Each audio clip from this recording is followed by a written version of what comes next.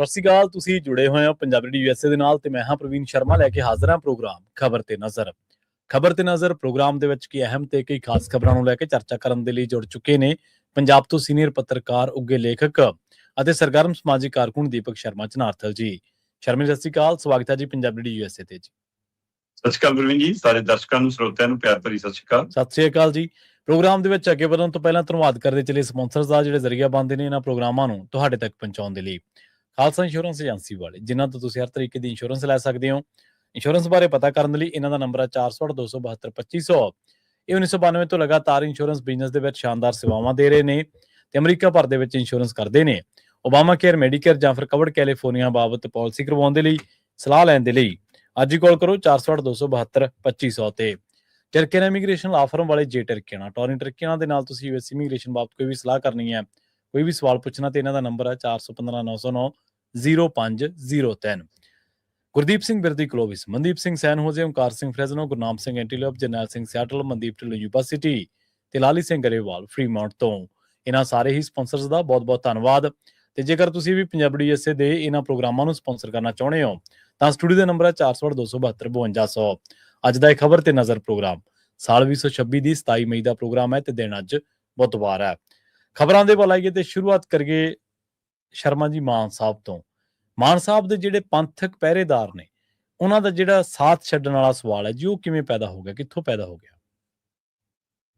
ਪ੍ਰਵੀਨ ਜੀ, ਮੁੱਖ ਮੰਤਰੀ ਭਗਵੰਤ ਮਾਨ ਦੇ ਹਵਾਲੇ ਨਾਲ ਆਪਾਂ ਪਹਿਲਾਂ ਵੀ ਗੱਲ ਕਰਦੇ ਆਏ ਹਾਂ ਕਿ ਸ਼੍ਰੋਮਣੀ ਕਮੇਟੀ ਦੀਆਂ ਕਾਫੀ ਖਾਮੀਆਂ, ਕਾਫੀ ਗਲਤੀਆਂ, ਉਹਨਾਂ ਦੇ ਅਹੁਦੇਦਾਰਾਂ ਦੀਆਂ ਨਿੱਜੀ ਮਤਲਬ ਕਿ ਕਿਹੜਾ ਕਹਿ ਲਈਏ, ਨਿੱਜੀ ਰੰਜਿਸ਼ਾਂ ਕਹਿ ਲਈਏ, ਨਿੱਜੀ ਲਾਲਸਾਵਾਂ ਕਹਿ ਲਈਏ, ਜਿਹਦੇ ਕਾਰਨ ਕਈ ਤਰ੍ਹਾਂ ਦੀਆਂ ਦੁਵਿਧਾਵਾਂ ਕੌਮ ਦੇ ਮੂਹਰੇ ਖੜੀਆਂ ਹੋਈਆਂ। ਤੇ ਫਿਰ ਜਦੋਂ ਤੁਸੀਂ ਇੱਕ ਵਿਅਕਤੀ, ਇੱਕ ਪਾਰਟੀ, ਇੱਕ ਧੜੇ ਨੂੰ ਹੀ ਮਤਲਬ ਕਿ ਮਾਨਤਾ ਦੇਣ ਲੱਗ ਜਾਓ ਤੇ ਉਹਦੇ ਹਵਾਲੇ ਨਾਲ ਇਹ ਸਾਰੇ ਫੈਸਲੇ ਲੈਣ ਲੱਗ ਜਾਓ, ਫਿਰ ਕੌਮ ਦੇ ਵਿੱਚ ਕਈ ਤਰ੍ਹਾਂ ਦੀਆਂ ਦੁਵਿਧਾਵਾਂ ਖੜੀਆਂ ਹੋ ਜਾਂਦੀਆਂ, ਕਈ ਤਰ੍ਹਾਂ ਦੇ ਸ਼ੰਕੇ ਪੈਦਾ ਹੋ ਜਾਂਦੇ ਆ। ਫਿਰ ਕਈ ਵਾਰ ਲੋਕ ਗੁਰੂ ਘਰ ਨੂੰ ਸਮਰਪਿਤ ਨੇ, ਉਸ ਸਥਾਨ ਨੂੰ ਸਮਰਪਿਤ ਨੇ, ਸ਼੍ਰੀ ਅਕਾਲ ਤਖਤ ਸਾਹਿਬ ਦੀ ਮਹਾਨਤਾ ਨੂੰ ਸਮਰਪਿਤ ਨੇ, ਪਰ ਉਹ ਕਹਿੰਦੇ ਕਿ ਆਪਾਂ ਇਹਨਾਂ ਤੋਂ ਕੀ ਲੈਣਾ, ਉਹ ਇਹਨਾਂ ਲੋਕਾਂ ਤੋਂ ਦੂਰ ਹੋਣ ਲੱਗ ਜਾਂਦੇ। ਇਸ ਦੂਰੀ ਨੂੰ ਬਾਕੀ ਰਾਜਨੀਤਿਕ ਦਲ ਫਿਰ ਇਹ ਸਮਝਦੇ ਨੇ ਕਿ ਸ਼ਾਇਦ ਹੁਣ ਇਹ ਸਾਡੇ ਨਾਲ ਆ ਜਾਣਗੇ ਤੇ ਜੋ ਅਸੀਂ ਕਰਾਂਗੇ ਫਿਰ ਕੌਮ ਦੇ ਲਈ, ਸਿੱਖਾਂ ਦੇ ਨਾਂ ਦੇ ਉੱਤੇ, ਫਿਰ ਉਹ ਸ਼ਾਇਦ ਸਾਨੂੰ ਮਾਨਤਾ ਦੇਣ। ਸਹੀ ਹੈ। ਇਸੇ ਦੇ ਵਿੱਚੋਂ ਟਕਰਾਅ ਦੀ ਸਥਿਤੀ ਬਾਰ-ਬਾਰ ਪੈਦਾ ਹੁੰਦੀ ਰਹੀ। ਮਾਨ ਸਰਕਾਰ ਵੱਲੋਂ ਜਦੋਂ ਕੁਝ ਅਜਿਹੇ ਫੈਸਲੇ ਕੀਤੇ ਜਾਂਦੇ ਰਹੇ ਤੇ ਵੱਡਾ ਮਾਮਲਾ ਆ ਕੇ ਬਣਿਆ ਜਦੋਂ ਬੇਅਦਬੀ ਰੋਕੂ ਐਕਟ ਨੂੰ ਇੱਕ ਨਵੇਂ ਰੂਪ ਚ ਲਿਆਂਦਾ ਕਿ ਅਸੀਂ ਤਾਂ ਜੀ 2008 ਵਾਲੇ ਚ ਸੋਧ ਕਰਕੇ ਲਿਆ ਰਹੇ ਹਾਂ ਜੀ। ਸਹੀ ਹੈ। ਤੇ ਉਹ ਸੋਧ ਵਾਲੇ ਤੇ ਬਾਅਦ ਕਾਫੀ ਦੇਰ ਬਾਅਦ ਆਪਾਂ ਕਹਿ ਲਈਏ ਕਿ ਐਸਜੀਪੀਸੀ ਨੂੰ ਜਾਂ ਬਾਦਲ ਦਲ ਨੂੰ ਇਹ ਸਮਝ ਆਈ ਕਿ ਇਹ ਤਾਂ ਵੱਡੀ ਗਲਤੀ ਹੋ ਗਈ। ਉਹਦੇ ਵਿੱਚੋਂ ਕੁਝ ਵਿਦਵਾਨਾਂ ਨੇ ਕੁਝ ਖਾਸੇ ਪ੍ਰਗਟਾਏ, ਕੁਝ ਚਿੰਤਾਵਾਂ ਪ੍ਰਗਟਾਈਆਂ। ਮੁੱਖ ਮੰਤਰੀ ਭਗਵੰਤ ਮਾਨ ਖੁਦ ਹੁਣ ਤਾਂ ਮੀਡੀਆ ਕਰਮੀਆਂ ਨਾਲ ਗੱਲ ਕਰਦਿਆਂ ਕਹੀ ਜਾਂਦੇ ਨੇ ਕਿ ਹੋਰ ਕੀ ਹੁੰਦਾ ਵੀ ਰਾਗੀ, ਪਾਠੀ, ਪ੍ਰਬੰਧਕ ਇਹੀ ਤਾਂ ਜ਼ਿੰਮੇਵਾਰ ਹੋਣਗੇ। ਫਿਰ ਇਹੀ ਖਾਸਾ ਤਾਂ ਸਾਰੇ ਪ੍ਰਗਟਾ ਰਹੇ ਨੇ। ਸਹੀ ਹੈ, ਬਿਲਕੁਲ। ਕਿ ਬਈ ਪਾਠੀ ਪਾਠ ਕਰੇ ਕਿ ਸਿਰਫ ਪਹਿਰੇਦਾਰ ਤੇ ਬੈਠ ਜਾਵੇ। ਜੀ ਸਹੀ ਹੈ। ਤੇ ਜੇ ਮਤਲਬ ਕਿ ਪ੍ਰਬੰਧਕ ਗੁਰਦੁਆਰਾ ਪ੍ਰਬੰਧਕ ਕੋਈ ਕਮੇਟੀ ਦਾ ਮੈਂਬਰ ਬਣ ਗਿਆ, ਹੁਣ ਉਹ 24 ਘੰਟੇ ਇਸ ਨਜ਼ਰੀਏ ਤੇ ਤਾਂ ਬੈਠ ਨਹੀਂ ਸਕਦਾ ਕਿ ਮੈਂ ਕੈਮਰੇ ਮੂਹਰੇ ਬੈਠਾ ਰਹਾਂ ਜਾਂ ਡਿਊਟੀ ਦੇ ਬਾਹਰ ਬੈਠਾ ਰਹਾਂ ਕਿ ਦੇਖਿਓ ਵੀ ਕੋਈ ਆ ਤਾਂ ਨਹੀਂ ਰਿਹਾ ਸ਼ਰਾਰਤ ਕਰ।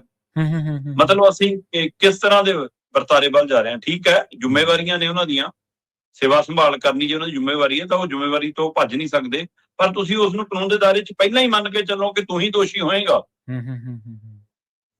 ਤੇ ਫਿਰ ਇਸ ਚੀਜ਼ ਨੇ ਵੱਡਾ ਖਾਸਾ ਪੈਦਾ ਕੀਤਾ। ਫਿਰ ਸ਼੍ਰੋਮਣੀ ਕਮੇਟੀ ਦੇ ਅਧਿਕਾਰ ਖੇਤਰਾਂ ਦਾ ਮਾਮਲਾ ਆ ਗਿਆ, ਛਪਾਈ ਵਾਲਾ, ਸਾਂਭਣ ਵਾਲਾ, ਤੇ ਉਹਦੇ ਵਿੱਚੋਂ ਕੁਝ ਪੰਥਕ ਧਿਰਾਂ ਨੇ ਨੁਕਤਾ ਲਿਆਂਦਾ ਵੀ ਕਿ ਇਹ ਸ਼ੁਰੂਆਤ ਕਿਹਨੇ ਕੀਤੀ। ਅੱਜ ਜੇ ਐਸਜੀਪੀਸੀ ਜਥੇਦਾਰ ਸਾਹਿਬਾਨ ਕਹਿ ਰਹੇ ਨੇ, ਸੋਧਾਂ ਦੇ ਲਈ ਕੋਸ਼ਿਸ਼ਾਂ ਕਰ ਰਹੇ ਨੇ, ਜਦੋਂ 2008 ਵਾਲੇ 'ਚ ਤੁਸੀਂ ਮਤਲਬ ਉਂਗਲ ਫੜਾਈ ਸਰਕਾਰ ਨੂੰ ਤਾਂ ਤੁਹਾਨੂੰ ਲੱਗਦਾ ਸੀ ਕਿ ਆਪਣੇ ਹੀ ਨੇ ਬਾਦਲ ਸਾਹਿਬ, ਕੋਈ ਗੱਲ ਨਹੀਂ। ਸਹੀ ਹੈ। ਤੇ ਸਾਰੀ ਉਮਰ ਬਾਦਲ ਸਾਹਿਬ ਨਹੀਂ ਥੋੜਾ ਬੈਠੇ ਰਹਿਣਾ ਸੀ। ਜਦ ਨਹੀਂ ਸਮਝ ਆਈ ਕਿ ਕੌਮ ਦੀਆਂ ਬਾਂਗਾਂ ਅਸੀਂ ਕਿਉਂ ਫੜਾ ਰਹੇ ਹਾਂ ਕਿਸੇ ਦੇ ਹੱਥ। ਸੋ ਇਸ ਲਈ ਇਹਦੇ ਉੱਤੇ ਕਾਫੀ ਤਰ੍ਹਾਂ ਦੀ, 3 ਤਰ੍ਹਾਂ ਦੀ ਰਾਏ ਬਣ ਗਈ। ਇੱਕ ਤੇ ਉਹ ਹੈ ਜਿਹੜੀ ਕਹਿੰਦੀ ਵੀ ਕਿ ਗਲਤ ਹੈ ਕਿ ਇਸ ਨੂੰ ਪੂਰਨ ਤੌਰ ਤੇ ਰੱਦ 2008 ਤੋਂ ਲੈ ਕੇ ਰੱਦ ਹੋਣਾ ਚਾਹੀਦਾ। ਇੱਕ ਧਿਰ ਕਹਿੰਦੀ ਵੀ ਉਹ ਹੈ ਜਿਹੜੀ ਕਹਿੰਦੀ ਵੀ ਕਮਾਲ ਕਰਤੀ ਭਗਵੰਤ ਮਾਨ ਸਰਕਾਰ ਨੇ, ਅਸਲੀ ਸਿੱਖ ਤਾਂ ਹੁਣ ਇਹੀ ਹੈ। ਤੇ ਇੱਕ ਧਿਰ ਉਹ ਹੈ ਜਿਹੜੀ ਸ਼੍ਰੋਮਣੀ ਕਮੇਟੀ ਬਾਦਲ ਧਿਰ ਦੇ ਨਾਲ ਹੈ, ਜਿਹੜੀ ਕਹਿੰਦੀ ਹੈ ਵੀ ਕਿ ਸੋਧਾਂ ਕਰ ਲਿਓ ਫਿਰ ਮਨਜ਼ੂਰ ਕਰ ਲੈ। ਹੁਣ ਇਸ ਟਕਰਾਅ ਦੀ ਸਥਿਤੀ ਚੋਂ ਜਿਹੜੀਆਂ ਧਿਰਾਂ ਸਿੱਧੇ ਰੂਪ ਚ ਐਸਜੀਪੀਸੀ ਨਾਲ, ਬਾਦਲ ਧਿਰ ਨਾਲ, ਜਥੇਦਾਰ ਸਾਹਿਬਾਨ ਨਾਲ ਹੈਗੀਆਂ ਨੇ, ਉਹ ਤਾਂ ਹੁਣ ਬਾਇਆ ਜਥੇਦਾਰ ਇਸ ਗੱਲ ਨੂੰ ਅੱਗੇ ਲੈ ਕੇ ਜਾ ਰਹੀਆਂ ਨੇ ਕਿ ਵੀ ਆਪਾਂ ਨਾ ਕਰੋ, ਆਪਣੇ ਖਿਲਾਫ ਤਾਂ ਬਹੁਤ ਕੁਛ ਆ ਬੋਲਣ ਨੂੰ।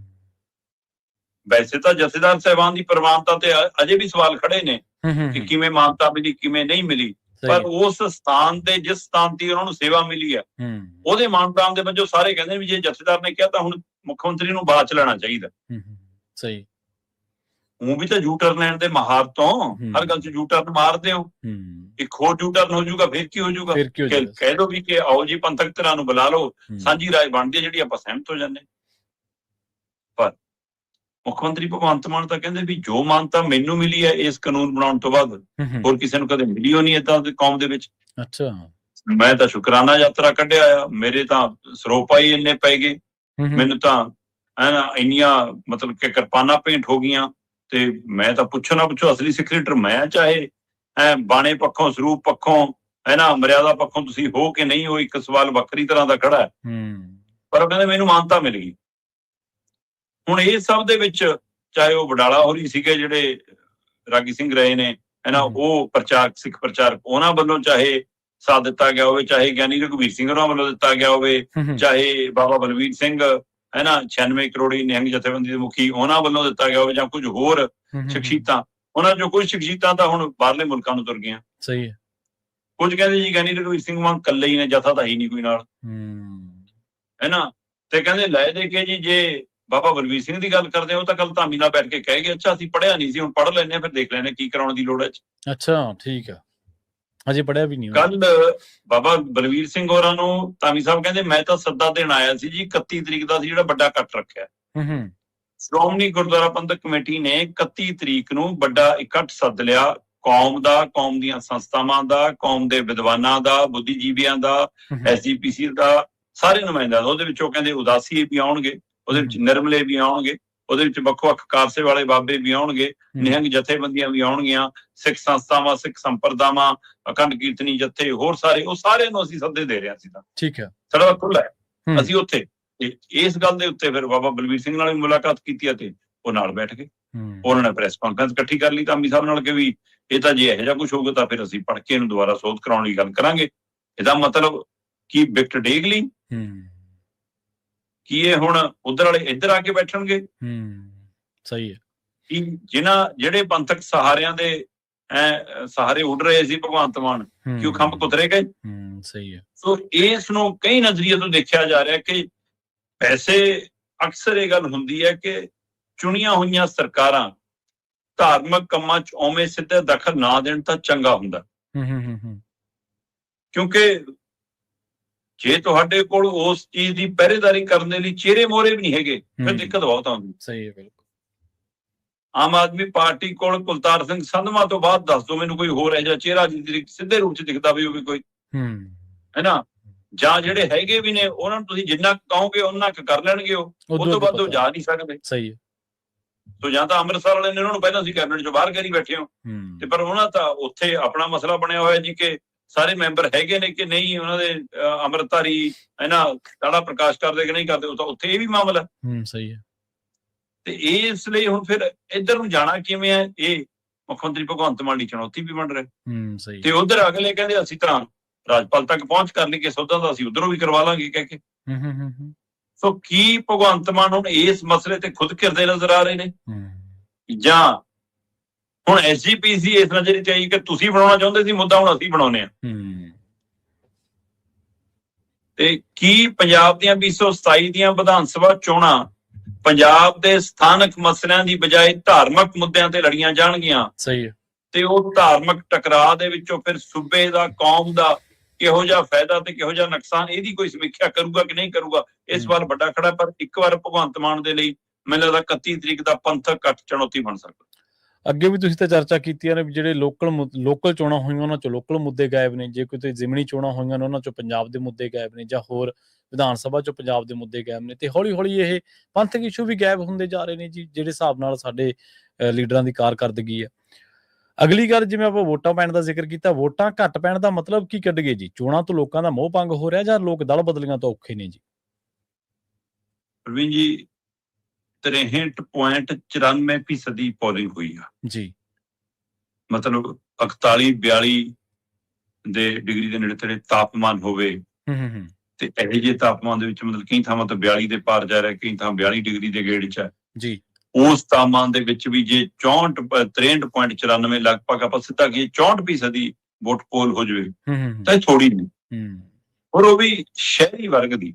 ਪਰ ਜੇ ਲੋਕਤੰਤਰਕ ਤਰੀਕੇ ਨਾਲ ਦੇਖੀਏ ਤਾਂ ਅੱਧ ਤੋਂ ਥੋੜੀ ਜ਼ਿਆਦਾ ਹੀ ਆ, ਤਾਂ ਬਹੁਤ ਘੱਟ ਹੈ। ਫਿਰ ਸਹੀ ਹੈ, ਜਿਹੜੇ ਹੱਕ ਹਕੂਕ ਨੇ ਸਾਨੂੰ ਵੋਟ ਪਾਉਣ ਦੇ ਮਿਲੇ, ਜੇ ਅਸੀਂ ਉਹਦੀ ਸਹੀ ਵਰਤੋਂ ਕਰਕੇ ਸਹੀ ਨੁਮਾਇੰਦਾ ਹੀ ਨਹੀਂ ਚੁਣ ਸਕਦੇ ਹੈ ਨਾ, ਤੇ ਤੁਸੀਂ ਆਪ ਹਿਸਾਬ ਲਾ ਲਓ ਕਿ ਜੇ ਆਪਾਂ ਕਹੀਏ ਕਿ 36% ਵੋਟ ਪੋਲ ਹੀ ਨਹੀਂ ਹੋਈ ਜੀ, ਤਾਂ 36% ਚੋਂ 20% ਜੇ ਇੱਕ ਪਾਸੇ ਵੀ ਕਿਸੇ ਪਾਸੇ ਪੈ ਜਾਵੇ, ਨਤੀਜੇ ਤਾਂ ਉਹੀ ਪਲਟ ਜਾਣਗੇ। ਸਹੀ।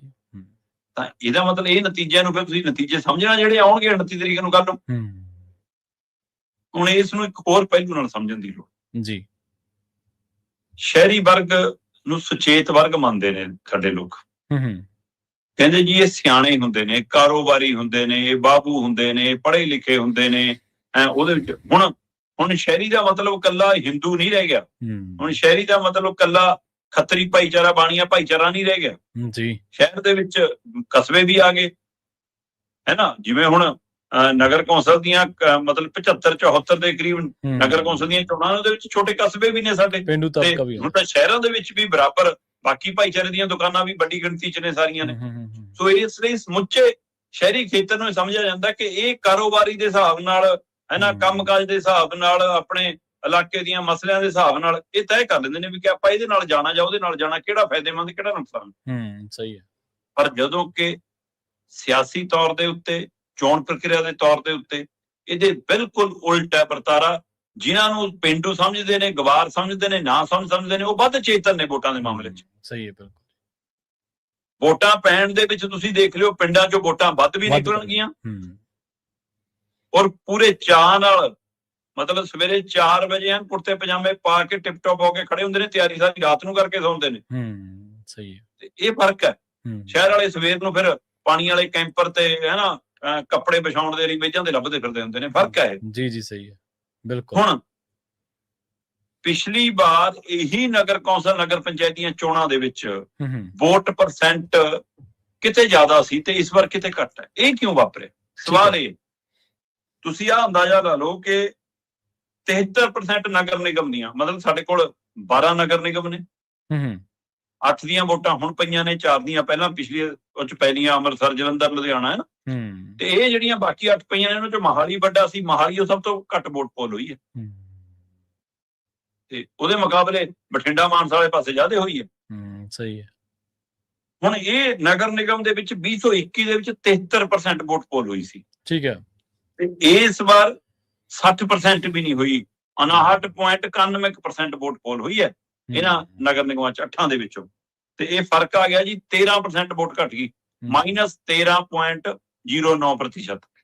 ਫਿਰ ਆ ਜਾਓ ਜੀ ਨਗਰ ਕੌਂਸਲ, 75 ਦੇ ਕਰੀਬ ਨਗਰ ਕੌਂਸਲ ਨੇ, 74 'ਚ ਵੋਟਾਂ ਪੋਲ ਹੋਈਆਂ ਨੇ, 73% ਸੀ ਇਹਦੀ ਵੀ 2021 ਦੇ ਵਿੱਚ। ਤੇ ਇਸ ਵਾਰ ਇਹ 65% ਤੇ ਆ ਗਈ, ਮਤਲਬ ਇਹ ਲਗਭਗ -7.9% ਚਲੀ ਗਈ।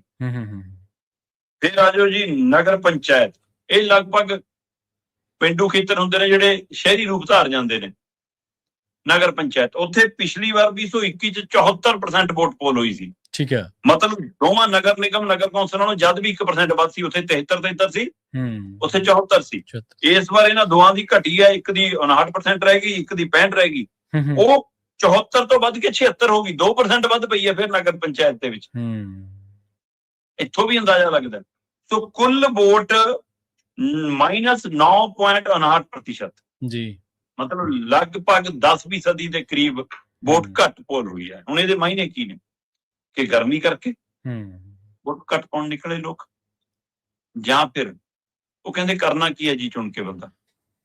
ਅਸੀਂ ਜਿਹੜੇ ਪਾਰਟੀ ਦੇ ਚੋਣ ਨਿਸ਼ਾਨ ਤੇ ਜਾਂ ਜਿਹੜੇ ਆਜ਼ਾਦ ਉਮੀਦਵਾਰ ਦੇ ਨਾਤੇ ਉਸ ਵਿਅਕਤੀ ਨੂੰ ਦੇਖ ਕੇ ਵੋਟ ਪਾਉਨੇ ਆ, ਉਹਨੇ ਬਾਅਦ ਚ ਜਾਣਾ ਤਾਂ ਸੱਤਾਧਾਰੀ ਧਿਰ ਨਾਲੇ ਹੁੰਦਾ। ਸਹੀ ਹੈ। ਸੌਦਾ ਤਾਂ ਉੱਥੇ ਹੋਣਾ ਹੁੰਦਾ, ਬਦਲਣਾ ਤਾਂ ਦਲੇ ਹੁੰਦਾ। ਉਹ ਉਦਾਹਰਨ ਖੜੀ ਆ ਸਾਡੇ ਮੂਹਰੇ। ਆ ਜਲੰਧਰ, ਲੁਧਿਆਣਾ, ਅੰਮ੍ਰਿਤਸਰ ਲੋਕਾਂ ਨੇ ਬਹੁਮਤ ਨਹੀਂ ਦਿੱਤਾ ਕਿਸੇ ਨੂੰ, ਜਾਂ ਸੱਤਾਧਾਰੀ ਧਿਰ ਨੂੰ ਵੱਡੀ ਪਾਰਟੀ ਵਜੋਂ ਨਹੀਂ ਹੁੰਗਾਰਾ ਦਿੱਤਾ, ਪਰ ਬਾਅਦ ਚੋਂ ਮੇਅਰ ਕਿਹਦੇ ਬਣੇ ਜੀ? ਸਹੀ ਹੈ। ਹੁਣ ਜੇ ਲੋਕਾਂ ਦੀ ਲੋਕ ਫਤਵੇ ਦੇ ਹਿਸਾਬ ਨਾਲ ਐਮਸੀਆਂ ਨੇ ਖੜਨਾ ਹੀ ਨਹੀਂ ਜੀ, MLA MPਆਂ ਨੇ ਲੋਕ ਫਤਵੇ ਦੇ ਹਿਸਾਬ ਨਾਲ ਖੜਨਾ ਹੀ ਖੜਨਾ ਹੀ ਨਹੀਂ। ਨਹੀਂ, ਸਹੀ ਹੈ। ਫਿਰ ਅਗਲਾ ਕਹਿੰਦਾ ਸਾਡੀ ਵੋਟ ਪਾਈ ਦਾ ਅਰਥ ਕੀ ਰਹਿ ਗਿਆ ਜੀ? ਕੱਲ ਨੂੰ ਉਧਰ ਜਾਣਾ, ਇਹਦੇ ਨਾਲ ਨਾਮਜ਼ਦੇ ਕਰ ਲਿਆ ਕਰੋ ਕਹਿੰਦੇ। ਪਾਈ ਨਾ ਪਾਈ ਇੱਕ ਬਰਾਬਰੀ ਹੈ। ਸੋ ਇਸ ਲਈ ਇਹ ਵੱਡਾ ਸਵਾਲ ਹੈ ਕਿ ਜੇ ਲੋਕਾਂ ਦਾ ਲੋਕਤੰਤਰਕ ਚੋਣ ਪ੍ਰਕਿਰਿਆ ਤੋਂ ਮੋਹ ਭੰਗ ਹੁੰਦਾ ਤਾਂ ਫਿਰ ਅਸੀਂ ਜਾਣਾ ਕਿੱਥੇ? ਇੱਕ ਵਾਰ ਹੋਰ ਨੁਕਤਾ, ਮੈਨੂੰ ਨਹੀਂ ਪਤਾ ਕਿ ਉਹਨੂੰ ਰਾਜਨੀਤਿਕ ਤਰ੍ਹਾਂ ਕਿੰਨਾ ਕੁ ਉਸਨੂੰ ਉਭਾਰ ਪਾ ਰਹੀ ਹੈ ਕਿ ਨਹੀਂ। ਮੋਹਾਲੀ ਤੋਂ ਡਿਪਟੀ ਮੇਅਰ ਰਹੇ ਨੇ ਬੇਦੀ ਹੋਰੀ ਜੀ, ਇਸ ਵਾਰ ਉਹਨੇ ਚੋਣ ਨਹੀਂ ਲੜੀ ਹੈ ਨਾ। ਹੁਣੇ ਡਿਪਟੀ ਮੇਅਰ ਨਹੀਂ, ਮਤਲਬ ਇਸ ਜਿਹੜਾ ਹੁਣ ਨਿਬੜਿਆ ਸੈਸ਼ਨ। ਉਸ ਤੋਂ ਇਲਾਵਾ ਕੁਝ ਸੁਹਿਰਦ ਲੋਕ ਨੇ ਜਿਨ੍ਹਾਂ ਨੇ ਸੋਸ਼ਲ ਮੀਡੀਆ ਦੇ ਉੱਤੇ ਵੀ ਪੋਸਟਾਂ ਪਾਈਆਂ ਤੇ ਉਹ ਬੇਦੀ ਹੋਰਾਂ ਨੇ ਵੀ ਆਪਣੀ ਵੀਡੀਓ ਪਾਈ। ਠੀਕ ਹੈ ਜੀ। ਉਹ ਕਹਿੰਦੇ ਵੀ ਬਾਹਰੋਂ ਅਸੀਂ ਜਦੋਂ ਪਰਚੀ ਲੈ ਕੇ ਜਾਂਦੇ ਆ ਕਿ ਮੇਰੇ ਵੋਟਰ ਸੂਚੀ ਦੇ ਹਿਸਾਬ ਨਾਲ ਇੰਨਵਾਂ ਨੰਬਰ ਆ ਤਾਂ ਉਹਦੇ ਪਰ ਨੰਬਰ ਲਿਖ ਦਿੰਦੇ ਨੇ, ਬੰਦੇ ਦਾ ਨਾਮ ਲਿਖ ਦਿੰਦੇ ਨੇ ਕਿ ਲਓ ਜੀ ਇਹਦੀ ਵੋਟ। ਅੰਦਰ ਆਪਣੇ ਏਜੰਟ ਬੈਠੇ ਹੁੰਦੇ ਨੇ, ਏਜੰਟ ਨੰਬਰ ਦੇ ਇੱਕ ਹੀ ਟਿਕ ਮਾਰਦੇ ਆ ਨਾ ਕਿ ਇੰਨੇ ਨੰਬਰ ਵਾਲੀ ਵੋਟ ਆ ਗਈ, ਅੱਗੇ ਨਾਮ ਪੜ੍ਹ ਲੈਂਦੇ ਨੇ। ਹੁਣ ਜਿਹੜਾ ਉਹ ਨੰਬਰ ਹੈ ਉਹ ਵੋਟਰ ਸੂਚੀ ਦੇ ਵਿੱਚ ਨਾਮ ਜ਼ਿਆਦਾ ਤੁਹਾਡੀ ਪਰਚੀ ਤੇ ਲਿਖਿਆ ਹੈ, ਉਹ ਪਰਚੀ ਦੇਖ ਕੇ ਤੁਹਾਡੇ ਤੋਂ ਦਸਤਖਤ ਕਰਾ ਕੇ ਤੁਹਾਨੂੰ ਬੈਲਟ ਪੇਪਰ ਜਾਰੀ ਹੋ ਜਾਂਦਾ। ਪਰ ਜੇ ਬੈਲਟ ਪੇਪਰ ਦੇ ਉੱਪਰ ਪੈਨ ਦੇ ਨਾਲ ਉਹੀ ਨੰਬਰ ਲਿਖ ਦਿੱਤਾ ਜਾਵੇ ਜੀ, ਉਹ ਕਹਿੰਦੇ ਇੱਕ ਤੇ ਨੰਬਰ ਲਿਖੇ ਨੇ ਕਈ ਥਾਵਾਂ ਤੇ ਜੇ ਹੁਣ ਪ੍ਰਵੀਨ ਨੇ 66 ਨੰਬਰ ਦੇ ਆਧਾਰ ਦੇ ਉੱਤੇ ਵੋਟਰ ਸੂਚੀ ਦੇ ਵਿੱਚੋਂ ਵੋਟ ਪਾਈ ਹੈ ਤੇ ਉਹਦੇ ਬੈਲਟ ਪੇਪਰ ਦੇ ਉੱਤੇ ਵੀ 66 ਨੰਬਰ ਲਿਖਿਆ, ਬਾਅਦ ਚੋਂ ਕੱਢ ਕੇ ਮੈਨੂੰ ਤਾਂ ਪਤਾ ਲੱਗ ਜਾਊਗਾ ਕਿ ਪ੍ਰਵੀਨ ਕਿਹਨੂੰ ਵੋਟ ਪਾ ਕੇ ਗਿਆ। ਇਹ ਤਾਂ ਤੁਹਾਡੇ ਲੋਕਤੰਤਰਕ ਹੱਕ ਦੇ ਉੱਤੇ ਵੀ ਡਾਕਾ। ਬਿਲਕੁਲ ਸਹੀ। ਤੁਹਾਡੇ ਵੋਟ ਤਾਂ ਗੁਪਤ ਹੁੰਦੀ ਹੈ ਨਾ, ਗੁਪਤ ਸਵੈ ਇੱਛਾ ਹੁੰਦੀ ਹੈ ਨਾ, ਇਹ ਪ੍ਰਗਟਾਵੇ ਦੀ ਉਹ ਥੋੜਾ। ਇੱਕ ਪਾਸੇ ਤੁਸੀਂ ਕਹਿੰਦੇ ਅੰਦਰ ਫੋਨ ਵੀ ਨਹੀਂ ਲਿਜਾ ਸਕਦੇ ਤੇ ਦੂਏ ਪਾਸੇ ਆ ਪ੍ਰਕਿਰਿਆ, ਇਹਦੇ ਨੁਕਸੇ ਤੇ ਵੀ ਬਚਣ ਦੀ ਲੋੜ ਹੈ।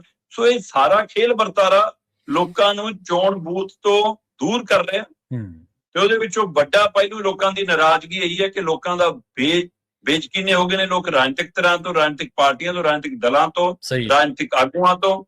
ਤੇ ਇਸ ਦਲ ਬਦਲੀ ਦੀ ਪ੍ਰਕਿਰਿਆ ਦਾ ਵੀ ਇੱਕ ਪਹਿਲੂ ਭਾਰੂ ਹੈ ਕਿ ਇਸ ਲਈ ਪੋਲਿੰਗ ਬੂਥਾਂ ਤੱਕ ਐਕਟੀ ਗਿਣਤੀ ਘੱਟ ਆਈ ਹੈ। ਸਹੀ ਹੈ ਜੀ, ਬਿਲਕੁਲ। ਅਗਲੀ ਗੱਲ ਕਰੀਏ ਭਾਰਤ ਦੀਆਂ ਸੜਕਾਂ ਤੋਂ। ਕਹਿੰਦੇ 11 ਦਿਨਾਂ ਦੇ ਵਿੱਚ ਹੀ ਭਾਰਤ ਦੀਆਂ ਸੜਕਾਂ ਤੋਂ 19 ਲੱਖ ਟਰੱਕ ਗਾਇਬ ਹੋ ਗਏ ਜੀ। ਪ੍ਰਵੀਨ ਜੀ, ਜਿਸ ਤਰ੍ਹਾਂ ਤੇਲ, ਗੈਸ, ਡੀਜ਼ਲ, ਪੈਟਰੋਲ ਇਹਦੀਆਂ ਕੀਮਤਾਂ ਵੱਧ ਰਹੀਆਂ ਜੀ, ਉਹਦਾ ਅਸਰ ਆਪਾਂ ਪਹਿਲੇ ਦਿਨ ਤੋਂ ਗੱਲ ਕਰਦੇ ਹਾਂ ਕਿ ਆਮ ਲੋਕਾਂ ਤੇ ਪੈਣਾ। ਤੇਲ ਦੀਆਂ ਕੀਮਤਾਂ ਪਿਛਲੇ 10 ਦਿਨਾਂ ਦੇ ਵਿੱਚ 7 ਰੁਪਏ 25 ਪੈਸੇ ਤੋਂ ਲੈ ਕੇ 8 ਰੁਪਏ ਪ੍ਰਤੀ ਲੀਟਰ ਤੱਕ ਵਧੀਆਂ। ਏਰੀਆ ਬਾਈ ਫਰਕ ਪੈਂਦਾ ਥੋੜਾ ਬਹੁਤ ਜੀ। ਮਤਲਬ ਤੁਸੀਂ ਲਗਾਤਾਰ ਉਹਦੇ ਵਿੱਚ ਇਜ਼ਾਫਾ ਕੀਤਾ, ਕਦੇ 3 ਰੁਪਏ ਵਧਾ ਦਿਓ ਜੀ, ਫਿਰ 94 ਪੈਸੇ ਵੱਧ ਗਏ ਜੀ, ਹੁਣ 87 ਪੈਸੇ ਵੱਧ ਗਏ ਜੀ, ਹੁਣ ਫਿਰ 2 ਰੁਪਏ ਕੁਝ ਪੈਸੇ ਵੱਧ ਗਏ ਜੀ। ਇੰਜ 7 ਰੁਪਏ 25 ਪੈਸੇ ਤੋਂ ਲੈ ਕੇ 8 ਰੁਪਏ ਤੱਕ ਪੈਟਰੋਲ ਡੀਜ਼ਲ ਪ੍ਰਤੀ ਲੀਟਰ ਮਹਿੰਗਾ ਹੋ ਗਿਆ। ਹੁਣ ਦੇਸ਼ ਦੇ ਵਿੱਚ ਛੋਟੇ ਟਰੱਕ ਆਪਰੇਟਰ ਨੇ, ਮਤਲਬ ਕੋਈ 2 ਟਰੱਕਾਂ ਵਾਲਾ, ਕੋਈ 3 ਟਰੱਕਾਂ ਵਾਲਾ, ਕੋਈ 1 ਟਰੱਕ ਵਾਲਾ ਹੀ ਹੈ। ਹਾਂ ਠੀਕ ਹੈ, ਵੱਡੀਆਂ ਕੰਪਨੀਆਂ, ਵੱਡੇ ਘਰਾਣੇ, ਵੱਡੇ ਟਰੱਕਾਂ ਵਾਲੇ ਉਹ ਵੀ ਹੈਗੇ ਨੇ। ਹੁਣ ਇਹਦੇ ਵਿੱਚ ਉਹ ਕਹਿੰਦੇ ਵੀ ਕਿ ਸਾਡਾ ਇੱਕ ਸਰਕਲ ਚੱਲਦਾ ਹੈ ਜੀ। ਅਸੀਂ ਪੰਪਾਂ ਤੋਂ ਤੇਲ ਪਵਾਉਨੇ ਆ ਤੇ ਪਵਾ ਕੇ ਲੈ ਜਾਂਦੇ ਆ, ਗੇੜਾ ਲਾ ਕੇ ਆ ਜਾਂਦੇ ਆ, ਪੈਸੇ ਆ ਜਾਂਦੇ ਆ, ਪੰਪ ਵਾਲੇ ਨੂੰ ਵੀ ਦੇ ਦਿੰਦੇ ਆ, ਡਰਾਈਵਰ ਕਲਿੰਡਰ ਨੂੰ ਵੀ ਦੇਤੇ, ਬਾਕੀ ਖਰਚੇ ਵੀ ਕੱਢ ਲਏ, ਜੋ ਬਚ ਗਿਆ ਉਹ ਠੀਕ ਹੈ। ਉਹ ਇੱਕ ਸਰਕਲ ਚੱਲਦਾ। ਉਹ ਕਹਿੰਦੇ ਜੇ ਹੁਣ 4 ਟਰੱਕ ਨੇ ਸਾਡੇ, ਜੇ 3 ਨੇ ਐ ਤੇਲ ਪਵਾ ਕੇ ਜਾਣਾ ਤਾਂ ਉਹਨੂੰ ਪੰਪ ਵਾਲਾ ਤੇਲ ਨਹੀਂ ਪਾਉਂਦਾ ਐ। ਅੱਛਾ। ਉਹ ਕਹਿੰਦਾ ਬਾਈ ਹੁਣ ਤਾਂ ਪਹਿਲਾਂ ਤਾਂ ਇੱਕ ਤਾਂ ਤੇਲ ਪੂਰਾ ਨਹੀਂ ਮਿਲਦਾ, ਦੂਜਾ ਉਹ ਕਹਿੰਦੇ ਕਿ ਫਿਰ ਐਂ ਆਧਾਰ ਪਾਉਂਦਾ ਨਹੀਂਗਾ, ਤੇ ਫਿਰ ਸਾਡੇ ਲਈ ਕਹਿੰਦੇ ਜੇਬ ਚੋਂ ਖਰਚਣਾ ਵੀ ਔਖਾ ਤੇ ਮਹਿੰਗਾਈ ਦਾ ਮਾਰ ਵੀ। ਦੂਜਾ ਉਹ ਕਹਿੰਦੇ ਕਿ ਪੱਛਮ ਤੋਂ ਉੱਤਰ ਭਾਰਤ ਵਾਲੇ ਪਾਸੇ ਨੂੰ ਜਿਹੜਾ ਰੂਟ ਹੈ ਸਭ ਤੋਂ ਜ਼ਿਆਦਾ ਸਰਗਰਮ ਰੂਟ ਟਰੱਕਾਂ ਲਈ ਆਵਾਜਾਈ ਦਾ, ਉਹਦੇ ਉੱਤੇ ਇਸ ਨਵੇਂ ਮਤਲਬ ਕਿ ਜੇ ਪੈਟਰੋਲ ਡੀਜ਼ਲ ਦੇ ਹਿਸਾਬ ਨਾਲ ਲਾਈਏ ਤਾਂ 15% ਤੱਕ ਭਾੜਾ ਵੱਧ ਗਿਆ ਜੀ। ਤੇ ਲੋਕਲ ਖੇਤਰ ਦੇ ਵਿੱਚ ਜੇ 30 ਤੋਂ 60 ਕਿਲੋਮੀਟਰ ਤੱਕ ਟਰੱਕਾਂ ਨੇ ਢੋਆ ਢਵਾਈ ਲਈ ਜਾਣਾ ਤਾਂ ਲਗਭਗ ਭਾੜਾ ਦੁੱਗਣਾ ਹੋ ਗਿਆ। ਤੇ ਇਹਦੇ ਨਾਲ ਫਿਰ ਇਹ ਭਾੜਾ ਦੇਣ ਵਾਲੇ ਲੋਕ ਵੀ ਕਹਿੰਦੇ ਕਿ ਔਖੇ ਭਾਰੇ ਹੋਣ ਲੱਗ ਪਏ। ਫਿਰ ਜਦੋਂ ਤੱਕ ਡੀਲ ਨਹੀਂ ਪੂਰੀ ਹੁੰਦੀ ਤਦ ਤੱਕ ਟਰੱਕ ਭੇਜਣਾ ਔਖਾ। ਇਹੀ ਨੁਕਤਾ ਨਹੀਂ, ਇੱਕ ਹੋਰ ਨੁਕਤਾ ਧਿਆਨ ਚ ਆਇਆ ਜੀ। ਉਹ ਕਹਿੰਦੇ ਵੀ ਇੰਡਸਟਰੀਅਲ ਧਿਰਾਂ ਦੇ ਲਈ ਥੋਕ ਚ ਤੇਲ ਖਰੀਦਣ ਦੀ ਇੱਕ ਕਵਾਇਦ ਹੈ। ਠੀਕ ਹੈ। ਉਹ ਚੋਂ ਟਰੱਕ ਆਪਰੇਟਰ ਵਾਲੀਆਂ ਕੰਪਨੀਆਂ ਵੀ ਹੈਗੀਆਂ, ਇੰਡਸਟਰੀਅਲ ਕੰਪਨੀਆਂ ਵੀ ਹੈਗੀਆਂ। ਉਹ ਇੱਕ ਮਾਰਕੀਟ ਦੇ ਵਿੱਚ ਕਹਿੰਦੇ 2 ਤਰ੍ਹਾਂ ਦਾ ਰੇਟ ਹੁੰਦਾ ਹੈ ਕਿ ਇੱਕ ਥੋਕ ਵਾਲਾ ਤੇ ਇੱਕ ਰਿਟੇਲ ਵਾਲਾ। ਹੁਣ ਥੋਕ ਵਾਲਾ ਰੇਟ ਰਿਟੇਲ ਵਾਲੇ ਰੇਟ ਤੋਂ 40 ਤੋਂ 42 ਰੁਪਏ ਉੱਪਰ ਮਹਿੰਗਾ ਚਲਾ ਗਿਆ। ਸਹੀ ਹੈ। ਕਹਿੰਦੇ ਪਿਛਲੇ ਦਿਨਾਂ 'ਚ ਸਰਕਾਰ ਨੇ 22 ਰੁਪਏ ਮਹਿੰਗਾ ਕੀਤਾ ਤੇ ਕੁੱਲ ਰੇਟ ਕਹਿੰਦੇ ਕਿ 40-42 ਰੁਪਏ ਤੱਕ ਉੱਪਰ ਚਲਾ ਗਿਆ। ਹੁਣ ਉਹ ਕਹਿੰਦੇ ਇਹ ਦੱਸੋ ਜੀ ਫਿਰ ਅਸੀਂ ਥੋਕ 'ਚ ਕਿਉਂ ਖਰੀਦਾਂਗੇ, ਅਸੀਂ ਰਿਟੇਲ 'ਚ ਨਹੀਂ ਪਵਾ ਲਾਂਗੇ। ਜੇ ਅਸੀਂ ਮਹਿੰਗਾ ਹੀ ਖਰੀਦ ਕੇ ਥੋਕ 'ਚ ਲੈ ਕੇ ਵੀ ਰੱਖਣਾ ਹੈ, ਪੈਸਾ ਵੀ ਆਪਣਾ ਡੰਪ ਕਰਨਾ ਹੈ, ਤੇ ਫਿਰ ਅਸੀਂ ਇਸ ਲਈ ਹੁਣ ਉਹ ਭੀੜ ਵੀ ਉੱਥੇ ਆਉਣ ਲੱਗ ਪਈ ਜੀ। ਤੇ ਤੇਲ ਪੂਰਾ ਨਾ ਮਿਲਣਾ, ਭਾੜਾ ਪੂਰਾ ਨਾ ਮਿਲਣਾ, ਠੀਕ ਹੈ ਨਾ, ਖਰਚੇ ਨਾ ਨਿਕਲ ਪਾਉਣਾ। ਉਹ ਕਹਿੰਦੇ ਇੱਕ ਗੇੜੇ ਦੇ ਵਿੱਚ, ਜੇ ਟਰੱਕ ਦਾ ਇੱਕ ਗੇੜਾ ਹੈ ਤਾਂ ਇੱਕ ਗੇੜੇ ਦੇ ਵਿੱਚ 45% ਤੱਕ ਖਰਚਾ, ਜੇ 100 ਰੁਪਇਆ ਟੋਟਲ ਖਰਚਾ ਆਇਆ ਤਾਂ ਉਹ ਚੋਂ 45 ਰੁਪਏ ਇਕੱਲੇ ਡੀਜ਼ਲ ਦੇ ਹੀ ਨੇ। ਤੇ ਫਿਰ ਇਸ ਹਿਸਾਬ ਨਾਲ ਜੇ ਉਹੀ ਮਹਿੰਗਾ ਹੋ ਜਾਊਗਾ ਤੇ ਸਾਨੂੰ ਉਹਦੇ ਹਿਸਾਬ ਨਾਲ ਅਦਾਇਗੀ ਵੀ ਨਹੀਂ ਮਿਲੂਗੀ, ਫਿਰ ਅਸੀਂ ਕਿਵੇਂ ਸਾਰੇ ਟਰੱਕ। ਇਸ ਲਈ ਕਹਿੰਦੇ ਕਿ ਇੱਕ ਜਾਂ ਦੋ ਟਰੱਕ, ਜਿਹਦੇ ਕੋਲ 4 ਨੇ 2 ਟਰੱਕ ਭੇਜ ਰਿਹਾ, ਇੱਕ ਭੇਜ ਰਿਹਾ, ਬੜੀਆਂ ਕੰਪਨੀਆਂ ਦੇ ਟਰੱਕ ਖੜੇ ਨੇ। 95 ਲੱਖ ਦੇ ਕਰੀਬ ਟਰੱਕ ਹੈ ਭਾਰਤ ਦੇ ਵਿੱਚ, ਠੀਕ ਹੈ ਜੀ। ਤੇ ਜੇ ਉਹਦੇ ਵਿੱਚੋਂ 19 ਲੱਖ ਟਰੱਕ ਵੀ, 20% ਲਗਭਗ ਟਰੱਕ ਵੀ ਸੜਕ ਤੋਂ ਥੱਲੇ ਉਤਰ ਜਾਂਦਾ ਹੈ ਨਾ, ਉਹਦਾ ਚੱਕਾ ਜਾਮ ਹੋ ਜਾਂਦਾ, ਨਹੀਂ ਚੱਲਦਾ, ਤਾਂ ਫਿਰ ਜਿਹੜੇ ਚੱਲ ਰਹੇ ਨੇ ਉਹਨਾਂ ਦੇ ਉੱਤੇ ਮਾਲ ਦੀ ਵੱਧ ਭਾਰ ਆਉਂਦਾ ਹੈ, ਜਾਂ ਉਹਦੀ ਡਿਮਾਂਡ ਵੱਧਦੀ ਹੈ, ਉਹਦੇ ਨਾਲ ਭਾੜਾ ਫੇਰ ਵੱਧਦਾ। ਸੋ ਇਸ ਸਥਿਤੀ ਦੇ ਵਿੱਚ ਟਰੱਕ ਆਪਰੇਟਰ ਵੀ ਪਰੇਸ਼ਾਨ ਹੈ ਜੀ, ਸਮਾਨ ਮੰਗਾਉਣ ਵਾਲਾ ਵੀ ਪਰੇਸ਼ਾਨ ਹੈ, ਤੇ ਜਿਹਨੇ ਮੰਗਾ ਲਿਆ ਉਹਨੇ ਤੁਹਾਡੀ ਸਾਡੀ ਜੇਬ ਚੋਂ ਕੱਢ ਲੈਣਾ, ਜੋ ਕੁਝ ਮੰਗਾਇਆ ਉਹਦਾ ਰੇਟ ਵੱਧ ਹੋ ਜਾਣਾ ਚੀਜ਼ਾਂ ਦਾ, ਸਹੀ ਹੈ, ਤੇ ਮਾਰ ਉੱਥੇ ਪੈਣੀ ਹੈ। ਸੋ ਇਸ ਲਈ ਸਰਕਾਰਾਂ ਨੂੰ ਕੀ ਇਹ ਪਹਿਲੋਂ ਸਮਝ ਨਹੀਂ ਆਉਂਦਾ ਕਿ ਓਵਰਆਲ ਇਹਦਾ ਅਸਰ ਕੀ ਹੈ? ਕਿਉਂਕਿ ਤੁਸੀਂ CNG ਜਿਵੇਂ ਇਹਨਾਂ 10-11 ਦਿਨਾਂ ਦੇ ਵਿੱਚ 5-6 ਵਾਰ ਵੱਧ ਲਈ, ਪੈਟਰੋਲ ਡੀਜ਼ਲ ਦੇ ਇਲਾਵਾ ਵੀ 2 ਵਾਰ ਵਧਾ ਲਈ ਤੁਸੀਂ ਜੀ ਜੀ, ਸਹੀ ਹੈ। ਤੇ ਹੁਣ ਉਹ CNG ਦੇ ਨਾਲ ਚਾਹੇ ਕੈਬ ਚੱਲਦੀ ਹੈ, ਚਾਹੇ ਟੈਕਸੀ ਚੱਲਦੀ ਹੈ, ਚਾਹੇ ਲੋਕਾਂ ਦੀਆਂ ਆਪਣੀਆਂ ਗੱਡੀਆਂ ਚੱਲਦੀਆਂ, ਹੁਣ ਉਹਦਾ ਅਸਰ ਜੇ ਆਪਣੀਆਂ ਤਾਂ ਵੀ ਸਿੱਧਾ ਤੁਹਾਡੀ ਜੇਬ ਤੇ, ਜੇ ਟੈਕਸੀ ਕਾਰ ਦਾ ਤਾਂ ਵੀ ਤੁਹਾਡੀ ਜੇਬ ਤੇ, ਸਹੀ ਹੈ। ਸੋ ਇਹ ਸਾਰੀਆਂ ਚੀਜ਼ਾਂ ਨੂੰ ਨਜਿੱਠਣ ਦੇ ਲਈ ਕੋਈ ਨੀਤੀ, ਕੋਈ ਵਿਚਾਰ, ਸਿਰਫ ਇਹ ਕਹਿ ਕੇ ਘਰੇ ਬਹਿ ਜਾਓ, ਗੱਡੀਆਂ ਨਾ ਚਲਾਓ, ਟਰੱਕ ਨਾ ਚਲਾਓ, ਕਾਰਾਂ ਨਾ ਚਲਾਓ, ਇਹ ਕਹਿ ਕੇ ਸਰ ਜੂਗਾ ਮੁਲਕ ਦਾ? ਸਹੀ ਹੈ, ਬਿਲਕੁਲ ਜੀ। ਇਹ ਬੜੀ ਚਿੰਤਾਜਨਕ ਸਥਿਤੀ ਹੈ। ਮਤਲਬ ਇਹ ਥੋੜੀ ਗੱਲ ਨਹੀਂ ਹੈ ਕਿ 19 ਲੱਖ ਟਰੱਕ ਸੜਕਾਂ ਤੋਂ 10 ਦਿਨਾਂ ਤੇ 11 ਦਿਨਾਂ ਦੇ ਵਿੱਚ ਤੇਲ ਭਾੜਾ ਵਧਣ ਦੇ ਕਰਕੇ ਹੀ ਸੜਕ ਤੋਂ ਹੇਠਾਂ ਉਤਰ ਕੇ ਖੜੇ ਹੋਣ। ਇਹ ਚਿੰਤਾਜਨਕ ਸਥਿਤੀ ਹੈ, ਇਹ ਸਮੁੱਚੇ ਅਰਥਚਾਰੇ ਨੂੰ ਪ੍ਰਭਾਵਿਤ ਕਰ ਦੇਗਾ। ਬਿਲਕੁਲ ਜੀ, ਨਾਲੇ ਸਿਆਣੇ ਕਹਿੰਦੇ, ਜਿਹੜੇ ਇਕਨੋਮਿਸਟ ਨੇ, ਉਹ ਕਹਿੰਦੇ ਨੇ ਵੀ ਤੁਹਾਡੀਆਂ ਜਿਹੜੀਆਂ ਇਕਨੋਮੀ, ਉਹਦਾ ਪਤਾ ਹੀ ਇੱਥੋਂ ਲੱਗਦਾ ਵੀ ਤੁਹਾਡੇ ਸੜਕਾਂ ਦੇ ਟਰੱਕ ਕਿੰਨੀ ਗਿਣਤੀ ਦੇ ਵਿੱਚ ਮੂਵ ਹੋ ਰਹੇ, ਇੱਥੋਂ ਇਕਨੋਮੀ ਦਾ ਪਤਾ ਲੱਗਦਾ। ਅਗਲੀ ਗੱਲ ਕਰ ਲਈਏ ਏਅਰ ਇੰਡੀਆ ਦੀ। ਏਅਰ ਇੰਡੀਆ ਨੇ ਆਪਣੀਆਂ ਜਿਹੜੀਆਂ ਘਰੇਲੂ ਉਡਾਣਾਂ ਜੀ, ਉਹਨਾਂ ਦੇ ਵਿੱਚ ਵੱਡੀ ਕਟੌਤੀ ਕਰ ਦਿੱਤੀ ਹੈ ਸ਼ਰਮਾ ਜੀ। ਪ੍ਰਵੀਨ ਜੀ, ਉੱਥੇ ਵੀ ਮਸਲਾ ਇਹੀ ਹੈ। ਬੇਸ਼ੱਕ ਜਹਾਜ਼ਾਂ ਚ ਉੱਡਣ ਵਾਲੇ ਲੋਕ, ਚਲੋ ਜਿਨ੍ਹਾਂ ਨੇ ਤਾਂ ਵਿਦੇਸ਼ਾਂ ਨੂੰ ਜਾਣਾ ਹੈ, ਆਪਣੇ ਜਵਾਕ ਭੇਜ ਰਹੇ, ਕੁਝ ਭੇਜ ਰਹੇ ਨੇ, ਉਹ ਤਾਂ ਕਈ ਹੀਲੇ ਵਸੀਲੇ ਕਰਕੇ ਚੜਾਉਂਦੇ ਨੇ, ਪਰ ਰੂਟੀਨ ਚ ਜਹਾਜ਼ ਚੜ੍ਹਨ ਵਾਲੇ ਬੰਦੇ ਤਾਂ ਇੱਕ ਵੱਖਰੀ ਲੇਅਰ ਹੁੰਦੀ ਹੈ ਨਾ ਜੀ, ਖਾਸ ਕਰਕੇ ਘਰੇਲੂ ਉਡਾਨਾਂ ਦੇ ਵਿੱਚ ਤਾਂ ਜੀ ਜੀ, ਹੈ ਨਾ। ਆਪਣੇ ਵਰਗਾ ਤਾਂ ਦਿੱਲੀ ਜਾਣ ਲਈ ਵੀ ਟ੍ਰੇਨ ਜੇ ਜਾਣਾ ਤਾਂ ਵੀ ਦੇਖਦਾ ਕਿ ਪੈਸੰਜਰ ਕਿਹੜੀ ਹੈ, ਜਿਹੜੀ ਘੱਟ ਕਿਰਾਏ ਵਾਲੀ ਹੈ ਨਾ, ਬੱਸ ਵੀ ਸਧਾਰਨ ਬੱਸ ਜਾਣ ਵਾਲੇ ਬੰਦੇ। ਸੋ ਇਸ ਲਈ ਉਹਨਾਂ ਦੇ ਲਈ ਤਾਂ ਇਹ ਪ੍ਰਕਿਰਿਆ। ਪਰ ਜਿਹੜੇ ਬੰਦਿਆਂ ਨੂੰ ਲੱਗਦਾ ਕਿ ਕੋਈ ਗੱਲ ਨਹੀਂ, 에ਅਰਪੋਰਟ ਦੇ ਅੰਦਰ ਵੀ ਘੰਟਾ ਬੈਠਣਾ, 2 ਘੰਟੇ ਬੈਠਣਾ, ਤਾਂ ਉਹ ਵੀ 에ਅਰ ਕੰਡੀਸ਼ਨਰ ਹੈ, ਅੰਦਰ ਕੈਫੇ 'ਚ ਬੈਠ ਜਾਣਾ ਉਹ ਵੀ 에ਅਰ ਕੰਡੀਸ਼ਨਰ ਹੈ, ਜਹਾਜ਼ ਚੜ੍ਹ ਜਾਣਾ ਅੰਦਰ ਵੀ ਕੰਡੀਸ਼ਨਰ ਹੈ। ਆਪਾਂ ਤਾਂ ਜਹਾਜ਼ 'ਚ ਜਾਵਾਂਗੇ, ਚਾਹੇ ਦਿੱਲੀ ਨੂੰ ਜਾਣ ਦੇ ਲਈ 6 ਘੰਟੇ ਲੱਗ ਜਾਣ, ਤੇ ਚਾਹੇ ਟ੍ਰੇਨ ਦੇ ਵਿੱਚ 4 ਘੰਟੇ ਲੱਗਦੇ ਹੋਣ, ਹੈ ਨਾ। ਸੋ ਇਸ ਲਈ ਉਹ ਜਿਹੜਾ ਲਗਜ਼ਰੀਪਣ ਹੈ, ਇਹਦਾ ਮਤਲਬ ਉੱਥੇ ਉਹ ਲੋਕ ਕਿਰਾਇਆ ਦੇਣ ਦੇ ਵੀ ਸਮਰੱਥਾ ਰੱਖਦੇ ਨੇ ਜੀ, ਪਰ ਉਹਦੇ ਬਾਵਜੂਦ ਜੇ 에ਅਰਲਾਈਨਸ ਨੂੰ ਆਪਣੀਆਂ ਘਰੇਲੂ ਉਡਾਨਾਂ 'ਚ ਕਟੌਤੀ ਕਰਨੀ ਪੈ ਰਹੀ ਹੈ ਕਿ ਕਸਟਮਰ ਘਟ ਗਿਆ ਹੁਣ, ਕਿ ਲੋਕ ਨਹੀਂ ਆ ਰਹੇ, ਕਿ ਉਹ ਖਰਚੇ ਨਹੀਂ ਕੱਢ ਪਾ ਰਹੇ। ਸਹੀ ਹੈ। ਏਅਰ ਇੰਡੀਆ ਨੇ ਪਿਛਲੇ ਸਮੇਂ 'ਚ ਵੀ ਆਪਣੀਆਂ ਅੰਤਰਰਾਸ਼ਟਰੀ ਉਡਾਨਾਂ 'ਚ ਵੀ 22% ਕਟੌਤੀ ਕੀਤੀ ਹੈ। ਬਿਲਕੁਲ ਬਿਲਕੁਲ, ਆਪਾਂ ਉਸ ਸਮੇਂ ਵੀ ਇਸ ਖਬਰ ਦਾ ਜ਼ਿਕਰ ਕੀਤਾ। ਤੇ ਹੁਣ ਫੇਰ ਘਰੇਲੂ ਉਡਾਨਾਂ ਦੇ ਵਿੱਚ ਉਹਨਾਂ ਨੇ 22% ਤੱਕ ਦੀ ਕਟੌਤੀ ਦਾ ਫੈਸਲਾ ਲਿਆ। ਤੇ ਇਹਦੇ ਵਿੱਚੋਂ ਕਹਿੰਦੇ ਕਿ ਕਿੰਨੀਆਂ ਉਡਾਨਾਂ ਤਾਂ ਉਹ ਨੇ ਜਿਹੜੀਆਂ ਪਹਿਲਾਂ ਤੋਂ ਚੱਲਦੀਆਂ ਨੇ, ਪਰ ਉੱਥੇ ਰੂਟ ਦੇ ਉੱਤੇ ਫੁੱਲ ਨਹੀਂ ਭਰ ਕੇ ਜਾਂਦੀਆਂ ਜਾਂ ਘੱਟ ਚੱਲਦੀਆਂ ਨੇ, ਉਹ ਚੋਂ ਕਿੰਨੀਆਂ ਦੀ ਛੁੱਟੀ ਕਰ ਦੋ ਜੀ। ਤੇ ਇਹ ਵੀ ਇੱਕ ਪਹਿਲੂ ਹੈਗਾ। ਦੂਸਰਾ ਪਹਿਲੂ ਮੈਂ ਇਹਦੇ ਵਿੱਚ ਇਹ ਵੀ ਦੇਖ ਰਿਹਾ ਸੀਗਾ, ਇਹ ਕਹਿੰਦੇ ਜੀ 4400 ਦੇ ਕਰੀਬ ਹਫ਼ਤਾਵਾਰੀ ਉਡਾਨਾਂ ਨੂੰ ਜਿਹੜਾ ਸੰਚਾਲਨ ਕਰਦੀ ਹੈ ਏਅਰ ਇੰਡੀਆ। ਠੀਕ ਹੈ। ਇੱਕ ਹਫ਼ਤੇ ਦੇ ਵਿੱਚ 4400 ਉਡਾਨਾਂ ਨੂੰ ਮਤਲਬ ਦੇਖ ਰੇਖ ਕਰਦੀ ਆ, ਇਹਦੀ ਦੇਖ ਰੇਖ 'ਚ ਇੰਨੀਆਂ ਉਡਾਨਾਂ ਨੇ, ਜਿਹਦੇ ਵਿੱਚੋਂ 3600 ਉਡਾਨਾਂ ਟੋਟਲੀ ਘਰੇਲੂ ਨੇ। ਠੀਕ ਹੈ। ਤੇ 800 ਦੇ ਕਰੀਬ ਅੰਤਰਰਾਸ਼ਟਰੀ ਉਡਾਨਾਂ ਨੇ। ਜੇ ਹੁਣ ਅੰਤਰਰਾਸ਼ਟਰੀ ਉਡਾਨਾਂ ਦੇ ਵਿੱਚ ਵੀ 26% ਕਟੌਤੀ, ਘਰੇਲੂ ਉਡਾਨਾਂ 'ਚ ਵੀ 22% ਕਟੌਤੀ, ਤੇ ਕਾਰਨ ਉਹ ਕਹਿੰਦੇ ਜੀ ਫਿਊਲ ਇੰਨਾ ਮਹਿੰਗਾ ਹੋ ਕੇ ਸਾਡੇ ਬੱਸੋਂ ਬਾਹਰ ਅਸੀਂ ਨਹੀਂ ਉਡਾ ਸਕਦੇ, ਤਾਂ ਫਿਰ ਇਸ ਨੂੰ ਵੀ ਸਰਕਾਰਾਂ ਕਿਵੇਂ ਲੈਣਗੀਆਂ? ਮਤਲਬ ਕਿ ਸਿਰਫ ਇਹ ਕਹਿ ਕੇ ਵਿਦੇਸ਼ ਯਾਤਰਾ ਨਾ ਕਰੋ, ਘਰਾਂ 'ਚ ਬਹਿ ਜਾਓ, ਵਰਕ ਫਰੋਮ ਹੋਮ ਕਰ ਲਓ, ਇੰਨੇ ਨਾਲ ਨਹੀਂ ਸਰਨਾ, ਇਹਨਾਂ ਦੇ ਹੱਲ ਦੇਣੇ ਪਏ। ਜੇ ਨਹੀਂ ਤੁਹਾਡੇ ਕੋਲ ਹੈਗੇ ਤਾਂ ਤੁਸੀਂ ਕੀ ਆਪਣੀ ਵਿਦੇਸ਼ ਨੀਤੀ ਦੇ ਹਵਾਲੇ ਨਾਲ ਬਾਕੀ ਮੁਲਕਾਂ ਦੇ ਨਾਲ ਤਾਲਮੇਲ ਕਰਕੇ ਇਸ ਸਥਿਤੀ ਵੱਲ ਨੂੰ ਵਧਾ ਰਹੇ ਹੋ ਗੱਲ ਕਿ ਲਓ ਜੀ ਸਮਝੌਤਾ ਕਰੋ, ਨਹੀਂ ਤਾਂ ਸਾਰੀ ਦੁਨੀਆ ਪ੍ਰਭਾਵਿਤ ਹੋ ਰਹੀ ਹੈ। ਸੋ ਇਹ ਜੇ ਜਹਾਜ਼ ਕੰਪਨੀਆਂ ਵਰਗੀਆਂ ਕੰਪਨੀਆਂ ਵੀ ਪ੍ਰਭਾਵਿਤ ਹੋ ਰਹੀਆਂ ਨੇ, ਸਹੀ ਹੈ, ਤਾਂ ਇਹਦਾ ਮਤਲਬ ਖਤਰਾ ਹੋਰ ਵੱਡਾ ਜੀ। ਬਿਲਕੁਲ। ਤੇ ਅਗਲੀ ਗੱਲ ਕਰ ਕੇ ਜਾਂਦੇ ਆਪਾਂ ਅਮਰੀਕਾ ਇਰਾਨ ਜੰਗ ਦੇ ਬਾਰੇ। ਇਹ ਕਹਿੰਦੇ ਵੀ ਸਵਾਲ ਇਹ ਖੜਾ ਹੋ ਗਿਆ ਵੀ ਇਹ ਫਿਰ ਸ਼ੁਰੂ ਹੋ ਗਿਆ ਇੱਕ ਵਾਰੀ ਜਾਂ ਫਿਰ ਪੱਕਾ ਸਮਝੌਤਾ ਹੋ ਗਿਆ ਜੀ? ਦੇਖੋ, ਉਹ ਕਹਾਵਤ ਹੁੰਦੀ ਸੀ ਨਾ ਕਿ ਕੋਈ ਬੰਦਾ ਝੂਠ ਬੋਲ ਦੇਵੇ ਤਾਂ ਕਹਿੰਦੇ ਸੀ ਚੱਲ ਝੂਠਾ। ਸਹੀ ਹੈ। ਤੇ ਹੁਣ ਉਹ ਕਹਾਵਤ ਖਤਮ ਹੋ ਜਾਂਦੀ ਹੈ, ਕਹਿੰਦੇ ਚੱਲ ਵੱਡਾ ਟਰੰਪ। ਮਤਲਬ ਟਰੰਪ ਮਿੰਟ 'ਚ ਗੱਲ ਤੋਂ ਬਦਲ ਜਾਂਦੇ ਨੇ। ਜੀ ਜੀ।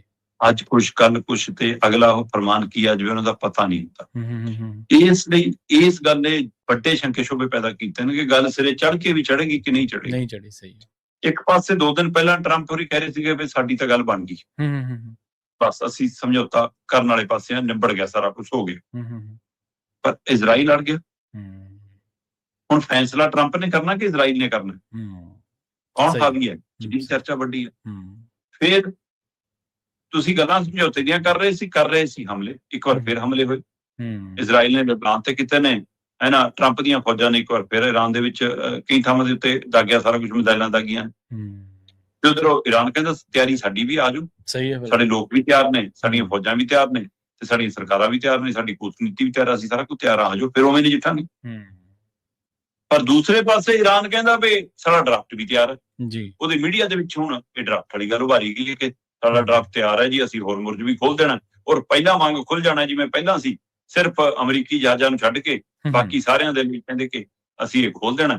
ਗੱਲ ਬਣ ਗਈ ਜੀ ਸਾਡੀ ਤਾਂ। ਅਸੀਂ ਆਪਣਾ ਹਰਜਾਨਾ ਵੀ ਪੂਰਾ ਵਸੂਲ ਲੈਣਾ, ਸਾਡੀ ਤਾਂ ਗੱਲ ਬਣ ਗਈ, ਹੈ ਨਾ। ਸਾਡੇ ਤਾਂ ਬਕਾਏ ਜੇ ਖੜੇ ਨੇ ਉਹ ਵੀ ਦੇ ਦੇਣੇ ਨੇ ਉਹਨਾਂ ਨੇ, ਲਓ ਜੀ ਸਾਡੀ। ਉਹ ਉਹਨਾਂ ਨੇ ਇਹ ਡਰਾਫਟ ਪ੍ਰਚਲਿਤ ਕਰਤਾ। ਹੁਣ ਟਰੰਪ ਸਾਹਿਬ ਕਹਿੰਦੇ ਕਿ ਇਹ ਛਲਾਵਾ ਹੈ ਜੀ, ਇਹ ਫਰੇਬ ਹੈ ਜੀ, ਇਹ ਧੋਖਾ ਹੈ ਜੀ, ਕੋਈ ਅਜਿਹਾ ਡਰਾਫਟ ਨਹੀਂ, ਕਿਸੇ ਤੇ ਸਾਡੀ ਸਹਿਮਤੀ ਨਹੀਂ ਜੀ, ਹੈ ਨਾ। ਪਰ ਉਹ ਅਸੀਂ ਇਸ ਦੇ ਉੱਤੇ ਮੰਨੇ ਨਹੀਂ, ਪਰ ਮੰਨ ਜਾਗੇ ਛੇਤੀ। ਉਹ ਇਹ ਵੀ ਗੱਲ ਹੈ। ਮਤਲਬ ਇਹ ਜਦੋਂ ਕਿ ਉਹ ਕਹਿੰਦੇ ਨੇ 24 ਘੰਟਿਆਂ 'ਚ ਅਸੀਂ ਅਮਰੀਕਾ ਦੇ ਡਰੋਨ ਵੀ ਡਿੱਗੇ ਨੇ। ਜੀ ਜੀ। ਤੇ ਇਸ ਲਈ ਦੋਏ ਚੀਜ਼ਾਂ ਪੈਰਲਲ ਇਕੱਠੀਆਂ ਕਿਵੇਂ ਚੱਲ ਸਕਦੀਆਂ? ਇੱਕ ਪਾਸੇ ਨਹੀਂ ਚੱਲ ਸਕਦੀ ਸਮਝੌਤਾ, ਸ਼ਾਂਤੀ ਦੀ ਗੱਲ, ਤੇ ਦੂਜੇ ਪਾਸੇ ਗੋਲੀ। ਇਹ ਦੋ ਗੱਲਾਂ ਇਕੱਠੀਆਂ ਤੁਰੀਆਂ ਆ ਰਹੀਆਂ ਨੇ ਜੀ। ਸੋ ਇਹ ਜੰਗ ਦਾ ਖਤਰਾ ਵੀ ਅਜੇ ਮੰਡਰਾ ਰਿਹਾ ਤੇ ਉਮੀਦ ਵੀ ਜਾਗ ਰਹੀ ਹੈ ਜੀ। ਬਿਲਕੁਲ। ਖੁਦ ਇਰਾਨ ਕਹਿ ਚੁੱਕਿਆ ਕਿ ਅਸੀਂ ਜੇ ਇਹਨੂੰ ਕਰਦੇ ਹਾਂ ਤਾਂ ਅਗਲੇ 30 ਦਿਨਾਂ ਦੇ ਵਿੱਚ ਅਸੀਂ ਬਹਾਲੀ ਕਰ ਸਕਦੇ ਹਾਂ। ਤੇ ਜੇ 30 ਦਿਨਾਂ 'ਚ ਬਹਾਲੀ ਹੁੰਦੀ ਹੈ ਤਾਂ ਨਾਰਮਲ ਹੋਣ ਦੇ ਵਿੱਚ ਵੀ 60 ਦਿਨ ਲੱਗਣਗੇ ਦਾ ਮਤਲਬ ਲੱਗ ਜਾਣਗੇ। ਕੁੱਲ ਮਿਲਾ ਕੇ ਸਾਰੀ ਸਥਿਤੀ ਆਮ ਬਾਗ ਆਉਂਦੇ 90 ਦਿਨ, ਮਤਲਬ 3 ਮਹੀਨੇ ਦੀ ਪ੍ਰਕਿਰਿਆ ਹੈ ਘੱਟੋ ਘੱਟ। ਜੇ ਅੱਜ ਸਾਰਾ ਕੁਝ ਜੰਗ ਦਾ ਸਮਾਨ ਸਮੇਟ ਲਿਆ ਜਾਂਦਾ ਤਾਂ ਵੀ। ਜੀ ਬਿਲਕੁਲ ਜੀ। ਦੇਖੋ ਗੱਲ ਤਾਂ ਸਾਰੀ ਆਗੂਆਂ ਦੇ ਬਿਆਨਾਂ ਤੇ ਹੀ ਮੁੱਕਦੀ ਹੈ ਨਾ, ਕਿ ਜੇ ਆਗੂ ਪਹਿਲਾਂ ਘੰਟਾ ਬਾਅਦ ਕੁਛ ਹੋਰ, ਉਦੋਂ 2 ਘੰਟਿਆਂ ਬਾਅਦ ਕੁਛ ਹੋਰ, ਬਿਆਨ ਕੁਛ ਹੋਰ, ਬਾਅਦ ਚ ਨਿਬੜਦਾ ਕੁਛ ਹੋਰ ਆ, ਤੇ ਫਿਰ ਲੋਕਾਂ 'ਚ ਤਾਂ ਉਹ ਜਿਹੜੀ ਅਨਿਸ਼ਚਿਤਤਾ ਦਾ ਮਾਹੌਲ ਆ ਤਾਂ ਹੋਰ ਸਗੋਂ ਡੂੰਘਾ ਹੁੰਦਾ। ਸ਼ਰਮਾ ਜੀ, ਇਹਨਾਂ ਖਾਸ ਖਬਰਾਂ ਤੇ ਖਾਸ ਜਾਣਕਾਰੀਆਂ ਦੇ ਲਈ ਸ਼ਰਮਾ ਜੀ ਤੁਹਾਡਾ ਬਹੁਤ ਧੰਨਵਾਦ ਜੀ। ਸਤਿ ਸ਼੍ਰੀ ਅਕਾਲ ਜੀ। ਪ੍ਰੋਗਰਾਮ ਖਬਰ ਤੇ ਨਜ਼ਰ ਦੇ ਵਿੱਚ ਆਪਣੇ ਨਾਲ ਜੁੜੇ ਸਨ ਸੀਨੀਅਰ ਪੱਤਰਕਾਰ ਪੰਜਾਬ ਤੋਂ ਦੀਪਕ ਸ਼ਰਮਾ ਚਨਾਰਥਲ ਜੀ, ਜਿਨ੍ਹਾਂ ਦੇ ਨਾਲ ਆਪਾਂ ਕਈ ਅਹਿਮ ਤੇ ਕਈ ਖਾਸ ਖਬਰਾਂ ਨੂੰ ਲੈ ਕੇ ਚਰਚਾ ਕੀਤੀ ਹੈ। ਅਸੀਂ ਉਮੀਦ ਕਰਦੇ ਹਾਂ ਕਿ ਇਹ ਪ੍ਰੋਗਰਾਮ ਤੁਹਾਨੂੰ ਪਸੰਦ ਆਇਆ ਹੋਵੇਗਾ। ਮੈਨੂੰ ਪ੍ਰਵੀਨ ਸ਼ਰਮਾ ਨੂੰ ਇੱਥੇ ਦਿਓ ਇਜਾਜ਼ਤ। ਜੁੜੇ ਰਹੋ ਪੰਜਾਬ ਦੇ ਨਾਲ। ਤੁਹਾਡਾ ਸਾਰਿਆਂ ਦਾ ਬਹੁਤ ਧੰਨਵਾਦ। ਸਤਿ ਸ਼੍ਰੀ ਅਕਾਲ।